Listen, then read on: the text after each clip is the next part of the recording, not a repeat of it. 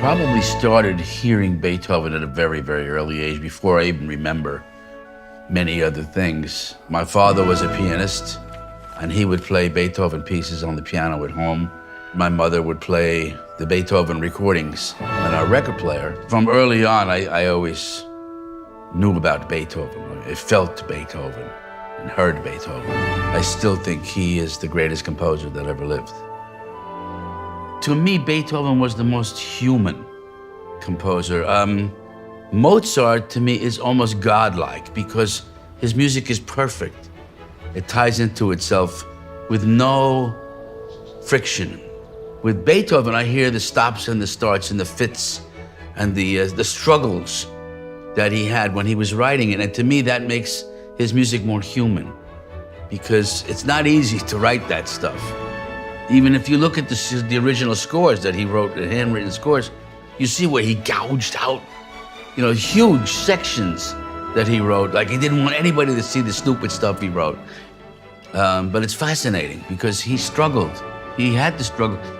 The man was deaf when he wrote a lot of this great music. I struggle with writing. My favorite part of writing is when I have written. This night, the song that I wrote, part of it is Beethoven's Pathetique. He has such a soaring, melodic chorus, and it never got used for anything lyrically. And I thought, well, this would make a great song. So I gave him credit on the album. I couldn't pay him because he wasn't around. But this melody.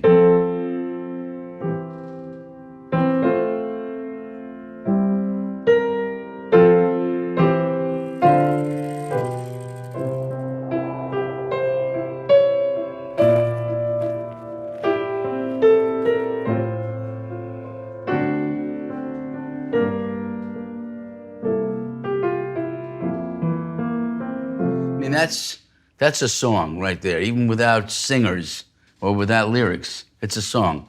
It's a beautiful melody. Once in a while, I start playing the Sixth Symphony just because I'm in that mood. The Sixth Symphony to me is like happy Beethoven. A lot of his symphonic work is very dark and moody and brooding and malevolent. But the Sixth Symphony, I think he must have been shacked up with somebody he really liked for a while. That's happy Beethoven.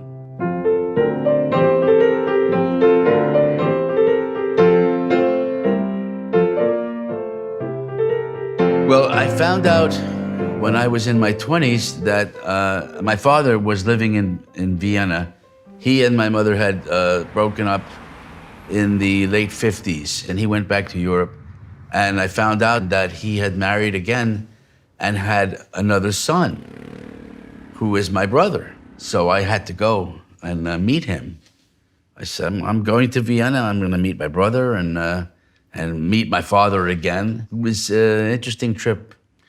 Well, I was always fascinated with Vienna because it was the city of Beethoven. He lived and composed in so many places in that city. You can even see it in the architecture. You look on some of the buildings and there's a little angel playing a violin coming off the balcony of a building. And you don't see that in other cities. The music is inherent in the architecture. That makes the city even more fascinating to me. When I wrote Vienna Waits for You, I meant that it's a place where you close the circle.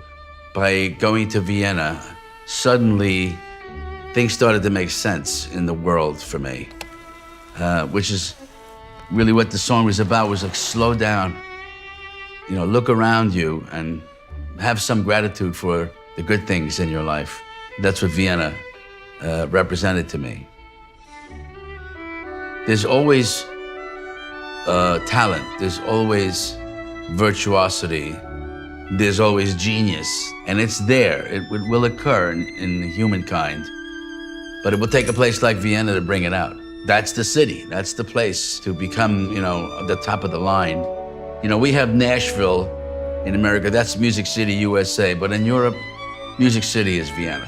Matter of fact, I went out with some friends, with my brother's friends, crazy musicians, to some bar. Instead of jamming rock and roll or blues or jazz, they were jamming classical music. In the middle of the night, 3 o'clock in the morning, all of a sudden, boom, a string ensemble brings their violins. Where do you see that? You see it in Vienna. That's where that kind of stuff goes on. It's fantastic.